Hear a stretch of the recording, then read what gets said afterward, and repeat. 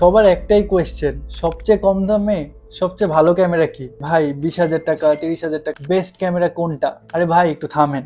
একটা ডিএসএলআর হোক নিকন কিংবা ক্যানন, প্রাইসই শুরু হইতো 35 থেকে 40,000 টাকা।